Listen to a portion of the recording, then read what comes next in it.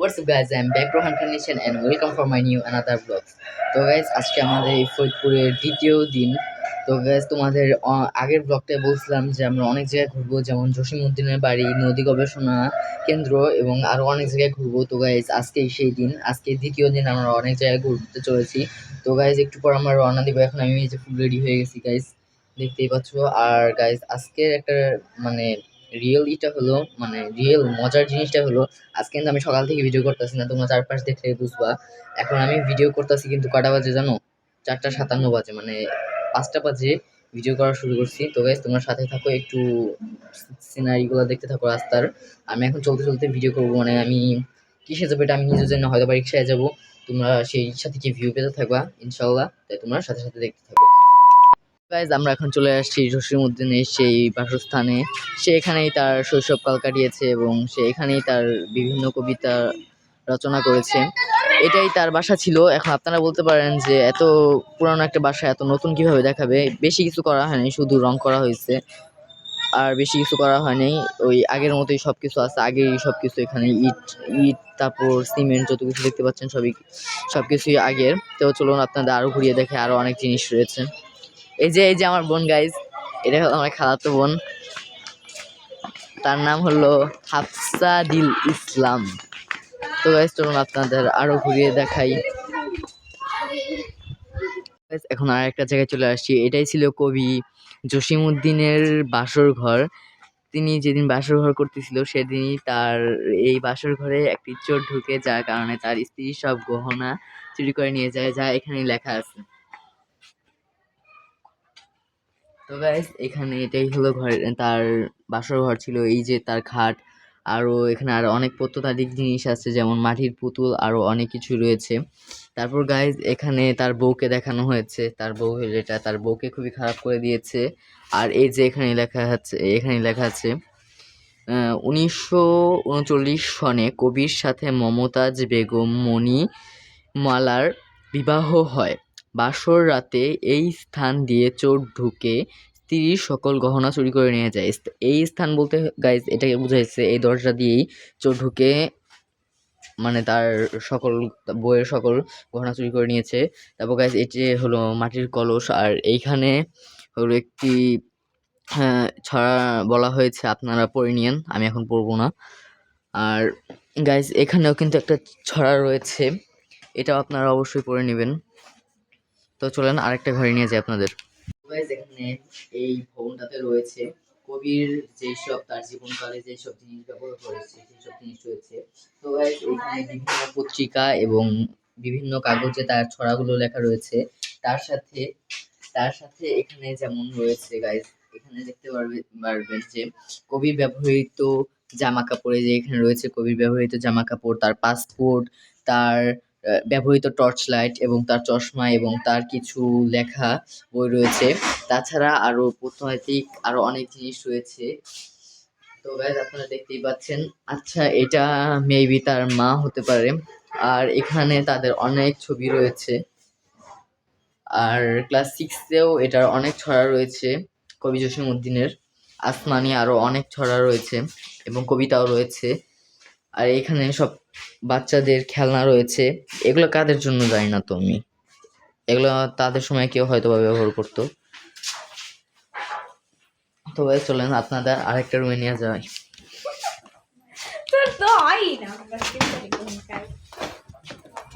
এখানে আরেকটি রুমে আপনাদের নিয়ে চলে এসেছি। এখানেও অনেক তথ্য রয়েছে। আর এখানে একটা জাদুঘরের মতো রয়েছে। এই জাদুঘরে অনেক, মানে আমি এক কথা জাদুঘরই বলবো এটাকে। এই যে তখন যে দেখে আনছে, এখানে আরেকটা টাইপরাইটার রয়েছে এবং এখানে তার লেখা গল্পের বই, এবং হ্যাঁ গল্পের বই বলবো এগুলোকে, কারণ এগুলো কবিতার বই না। আর এইসব যে পুতুলগুলো এতক্ষণ দেখিয়েছি আপনাদের, এগুলো সবই কিন্তু জার্মানি থেকে আনা। সে যখন জার্মানিতে ভ্রমণ করতে যায় তখন তার ছেলের বইগুলো নিয়ে আসে জার্মানি থেকে। আর এখানে অনেক বালা এগুলো রয়েছে। তারপর এখানেও সেম পুতুল। আর এখানে মাটির অনেক জিনিসপত্র রয়েছে গাইস, দেখতেই পাচ্ছেন যে মাটির থালা, কলস, এবং কলসে গাইস পানি নেই, কিন্তু দেখতে লাগছে যে পানি আছে। আর এখানে কলসের যে কাপড় রয়েছে। আর এখানে আরও কিছু জিনিস রয়েছে, এগুলো কি আমি জানতে পারছি না, কিন্তু গাইস এটা কিন্তু অনেক স্ক্যারি একটা পুতুল, ভয় লাগে এগুলোকে দেখলে। জার্মানি থেকে আনা হয়েছে এগুলো গাইস। তারপর এই সাইডে আমরা চলে আসি, এখানে আমরা মাটির তৈরি অনেক কিছু দেখতে পারবো, খরগোশ, পুতুল, মাছ, তারপর হলো ফুল, আরও ইত্যাদি অনেক কিছু রয়েছে। তারপর এখানে ওইটা কি আমি এটা বলতে পারবো না গাইজ, ওইটা কি এটাও বলতে পারছি না, এটাও কি এটাও বলতে পারতাছি না আমি। কিন্তু এখানে গাইজ এগুলো যে মাটি দিয়ে তৈরি হয়েছে এগুলো বোঝা যাচ্ছে, আর এখানে কোনো লেখাই আমি বুঝতেছি না। আর এটাও কি যে 200 লেখা, 200 লেখা ভালো করে দেখে নিন। 200 লেখা হয়তো বা দেখা যাবে না, কারণ এর উপর অনেক ধুলাবালি রয়েছে। এটা 200 লেখা যে এটা কি আমি এটা বুঝতেছি না। আর এখানে গাইজ অনেক মাটির তৈরি অনেক জিনিস রয়েছে, যেমন এখানে জামাই বউ হয়তো বা জসীমউদ্দিনের স্মরণে এটা তৈরি করা হয়েছে। তারপর হলো মাটির তোতা পাখি, এবং মাটি আরও অনেক ধরনের পাখি রয়েছে এখানে দেখতেই পাচ্ছেন। আর এখানে জার্মানি থেকে আনা হয়েছে অনেক কিছু রয়েছে জার্মানির তৈরি, জার্মানির যে জার্মানি থেকে আনা হয়েছে যে মানে বইগুলো সেগুলো এখানে রয়েছে। এখানে লেখা রয়েছে যে এই বইটা পৃথিবীর শ্রেষ্ঠ ক্লাসিক্যাল মিউজিকের, মানে পৃথিবীর শ্রেষ্ঠ সঙ্গীতের বই এটা এখানে বলা হয়েছে।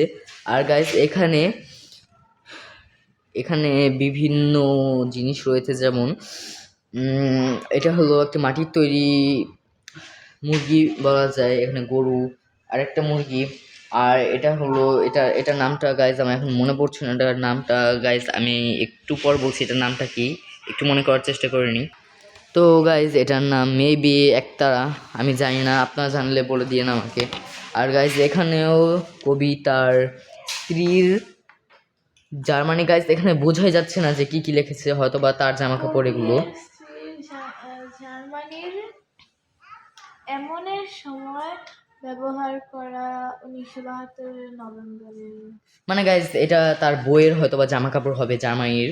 আর গাইজ এখানে অনেক তথ্য দেওয়া রয়েছে তার জার্মানির বউ, এই যে গাইজ এটা কিন্তু জার্মানির মেয়েটা, ওই যে জার্মানির গাইজ দেখতেই পারলেন। আর এখানে অনেক তথ্য দেওয়া রয়েছে গাইজ, কত বড় দেখতেই পাচ্ছেন কত বড়, দুইটা না আরও অনেক রয়েছে গাইজ, সারা রুম আর রুমটা কিন্তু অনেক বড় গাইজ। আর এই যে যে জার্মানির ওই মহিলাটি, এই যে তার জার্মানির ওই মেয়ের সব ছবি এখানে প্রদর্শন করা হয়েছে। তো চলুন আপনাদের আমি আরেকটা রুমে নিয়ে যাই। তো গাইজ আপনাদের যে বলছিলাম যে আমি একটু পরে নদী গবেষণা যাবো, হয়তো বা সেটাই আজকে যাওয়া হচ্ছে না, কালকে যাবো ইনশাল্লাহ। তো গাইজ আপনারা সাথেই থাকুন, আপনার আরেকটা রুমে নিয়ে যাওয়ার চেষ্টা করছি। গাইজ এখানে রয়েছে কবি জসীমউদ্দিনের লেখা একটি কবিতা, আসমানি কবিতা। একটি রসুলপুরের একটি মেয়েকে নিয়ে এই কবিতাটি লেখা হয়। এই যে সেই মেয়ে, সে বুড়া হয়ে গেছে, সেই সময়ের ছবি এটা, আপনার উপরে নিয়েন এটা।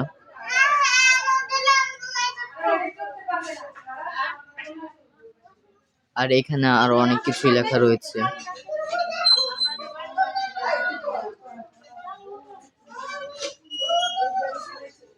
তো গাইজ আপনাদের আরো দেখা, এখানে আরো অনেক তথ্য রয়েছে, আপনারা দেখতেই পাচ্ছেন।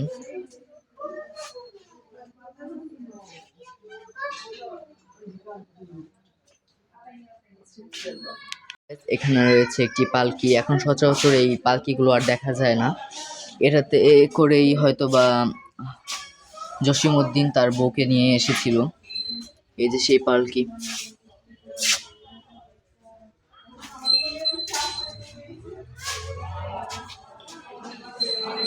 পালকিটা এতটুকুই হয়। আর এই যে অনেক আগের একটি টিভি, এবং এখানে অনেক ছবি রয়েছে। জসীমউদ্দিন তার দুই নাতির সাথে জার্মানিতে 1972 সালে একটি ছবি তোলেন, সেই ছবি। আর এই যে তার বউ মমতাজ বেগম, কবির বড় ছেলে হাসু, আর কবির নাতি আমিন এবং তার একটি গাড়ি এখানে দেখানো হয়েছে। আর এই যে কবির বড় ছেলে এবং তার স্ত্রী, আর এখানে কবির দুই মেয়ে হাসনা ও আসমার কথা বলা হয়েছে, হাসমা এবং আসমা। কবির কমলাপুরের বাসভবন ও ঢাকার দুই কন্যার কথা বলা হয়েছে, যেখানে কবির দুই মেয়েকে দেখানো হয়েছে কমলাপুরে। আর এখানে আরও অনেক স্মৃতি এবং তার জীবন কাহিনী সম্পর্কে বলা হয়েছে। এখানে যেমন একটা কথা বলা হয়েছে, 1958 সালে লাইফ পত্রিকায় পৃথিবীর প্রথম ফটো এতে কালিদাস, রবীন্দ্রনাথ ঠাকুর ও জসিম উদ্দিন কবিতার ছবিতে অপর্ণতা সেন। এটা কি আমি জানি না, এটা কি? কোনটা? এটা এটা আমরা জানি না, এটা কি? এটা আমি জানি না, তাই আপনাদের বলতে পারলাম না।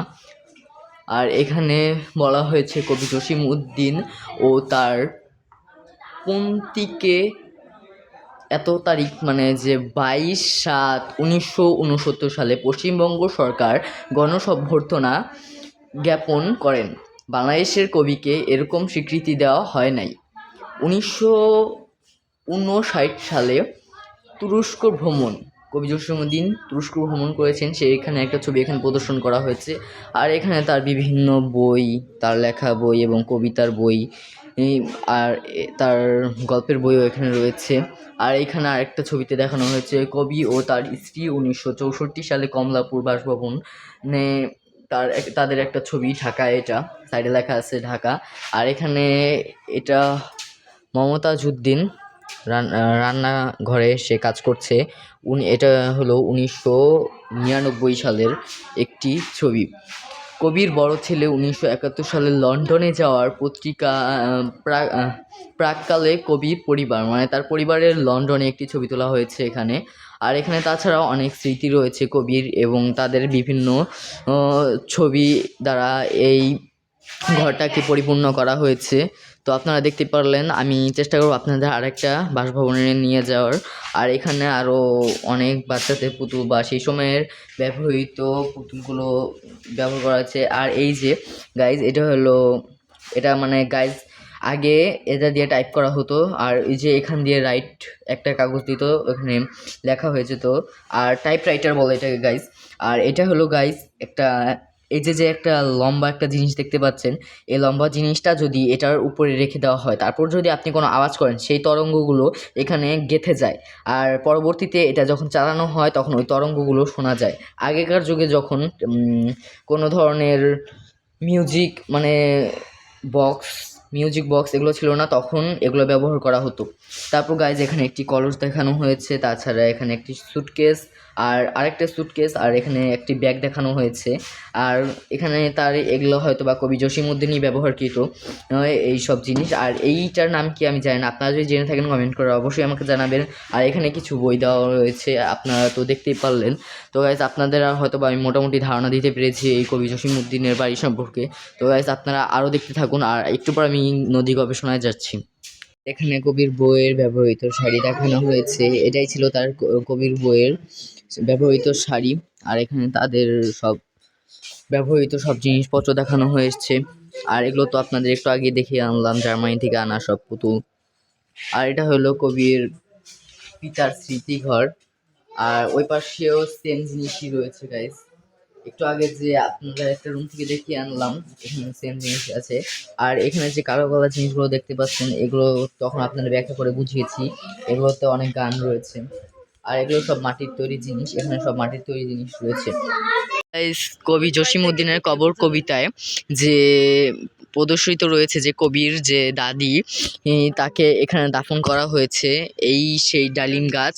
আর এখান দিয়ে অনেকগুলো কবর আছে, আমি জানি না, মেবি এই কবরটা বা ওই কবর যে কোনো একটা কবর হবে, তার দাদির কবর। আর এখানে অনেক সুন্দর করে সাজানো হয়েছে লাইটিং দিয়ে। আর ঢুকতে পারলে এখানে বোঝা যেত যে কোনটা তার দাদির কবর, কারণ সাইনবোর্ডে বোঝা যেত। আর গাইজ আপনারা খেয়াল করে দেখবেন যে ডালিম গাছের পিছে একটা সাইনবোর্ড আছে, ওইটা মেবি তার দাদির কবর, কারণ এত বড় সাইনবোর্ড তার দাদিকে স্মরণ করে এখানে দেওয়া হয়েছে, কারণ এটা মেইন এই কবরস্থান, এটা কবরস্থানই বলি আমি, এই কবরস্থানে মেইন তো তার দাদির কবর। তো গাইজ এখানে হয়তো বা সবচেয়ে বড় করে দেওয়া হয়েছে, সাইনবোর্ড বড় করে দেওয়া হয়েছে তার দাদির কবর বলে। তো গাইজ ওই পাশে আমি যা দেখি আপনাদের দেখাতে পারি কিনা, অপর সাইড যেটা আছে আপনার দেখাতে পারি কিনা, তাইলে আমি আমার আম্মু ভিতরে ঢুকতে দিবে না। এখানে গাইজ এই যে তালা মারা আছে, ভিতরে যাওয়া যাবে গাইজ, বেশি বড় না গাইজ, এখানে দেখতে পাচ্ছেন বেশি বড় না। এই যে আমার বোন উঠে পড়েছে, কোনো ব্যাপারই না এখানে ওঠা, আমি যাইতাম নিষিদ্ধ আছে দেখে যেতে পারছি না। তো গাইজ দেখি আপনাদের আরো কি কি দেখানো যায়। এটাই হলো সেই কবি জসীমউদ্দিনের দাদির কবরস্থান। আর ওই যে ওই সাইডে আসতে হলো এই যে ডালিম গাছটা, ওই ডালিম গাছ একবার মরে গিয়েছিল, সেই ডালিম গাছ আবার রোপণ করা হয়। আর আর সেই ডালিম গাছ আবার অনেক বড় হয়ে গেছে। আর এটাই সেই কবরস্থান। আমার আম্মু মানে আমার খালামণি বলতেছিল যে এটা কবরস্থান না, কিন্তু আমার আম্মুই সঠিক গেস করেছে এটাই আসলে কবরস্থান। পরে জানতে পারি যে এটা কবরস্থান। তো গাইস এখানেই তার দাদির কবর। আর এখানেই সেই ডালিম গাছ রয়েছে যেটা নাকি কবি জসিমউদ্দিনের কবর কবিতায় প্রদর্শিত রয়েছে। তো গাইস আপনার সাথেই থাকুন, আমি আরো অনেক জায়গায় আপনাদের ঘুরে দেখার চেষ্টা করব। আরেকটা কথা বলি আপনার, আমি এখন জানতে পারছি যে এটা হলো কবি জসিমউদ্দিনের পারিবারিক কবরস্থান। এখানে মধুমালার বাবা এবং কবি জসিমউদ্দিনের কবর এখানে রয়েছে, কিন্তু আমি এখানে নির্দিষ্ট করে বলতে পারছি না যে এটা কার কবর। এখানে কবি জসিমউদ্দিনের বড় ছেলে, ছোট ছেলে এবং কবি জসিম মেজো ছেলে এবং ছোট ছেলের সবারই কবর এখানে উপস্থিত রয়েছে। সরি গাইজ, আমি এখন আপনাদের ভুল বলেছি, সবাই হয়তোবা মারা যায়নি, কিন্তু বড় ছেলে এবং মেজো ছেলের কবর এখানে উপস্থিত রয়েছে। ছবিতে প্রদর্শিত মেয়েটি হলো কবির নাতনি মধুমালা। যদি আপনারা এন্ট্রি করতে চান, এখন আমি এটা ব্লগের লাস্টে বলতাছি, আপনাদের এটা প্রথমে বলা উচিত ছিল, আপনারা যদি এখানে এন্ট্রি করতে চান 20 টাকার টিকিট কেটে নিতে হবে। এই যে সেই দোকান এখান বন্ধ আছে বর্তমানে, আমরাই হয়তো বা লাস্ট ছিলাম। যখন আপনারা একটু বিকাল টাইপের দিকে আসবেন তখন আপনারা এটা খোলা পাবেন। আর 20 টাকা লাগবে টিকিট, প্রতি মানুষের জন্য 20 টাকা করে একটি টিকিট লাগবে। আর মধুমালার ছবিও আমি আপনাদের দিয়ে দিব, তার ছবিও আমি তুলে নিয়েছি। এখন এটি হলো তাদের পারিবারিক কবরস্থান। এখানে জসিমউদ্দিন, তার বড় ছেলে, ছোট ছেলে এবং তার দাদির কবর, জসিমউদ্দিনের দাদির কবরও এখানে উপস্থিত রয়েছে। আজকে ভিডিওটা এই পর্যন্ত। ভিডিওটা কেমন লাগলো অবশ্যই কমেন্ট করে জানাবেন, আর like, comment, share and subscribe করে দিবেন। তো গাইজ আজকে ভিডিওটা এই পর্যন্তই, কালকে আরো ইন্টারেস্টিং ভিডিও আসবে ইনশাআল্লাহ। তো গাইজ ভিডিওটা এই পর্যন্তই। তো গাইজ বাই।